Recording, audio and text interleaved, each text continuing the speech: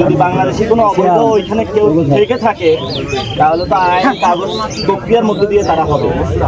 রাতের আধারে চুপিসারে এখানে হলে রেখে তারপরে তারা চলে যাচ্ছে এবং আমরা শুনতে পাচ্ছি সীমান্তের ওই পাড়ে অনেক মানুষকে তারা সমাবেত করেছে বাংলাদেশে পুশিং করার জন্য। আমরা সরকারের উদ্দেশ্যে বলতে চাই, বাংলাদেশের মানুষ কোনোভাবেই পুশিং মেনে নেবে না এবং পুশিং বন্ধে সরকারকে জরুরি উদ্যোগ নিতে হবে।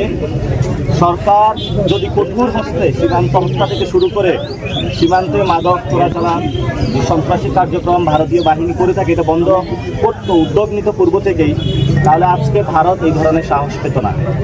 এবং গতকালকে স্বরাষ্ট্রমন্ত্রী যে বক্তব্য দিয়েছেন সালাউদ্দিন সাহেব, এটি একটি বাংলাদেশি মানুষদেরকে হত্যাকাণ্ডের মধ্য দিয়ে নিয়ে যাওয়ার একটি বক্তব্য দিয়েছেন এবং বাংলাদেশের সীমান্তবাসী যারা রয়েছে তাদেরকে তিনি অনিরাপদ করে দিয়েছে।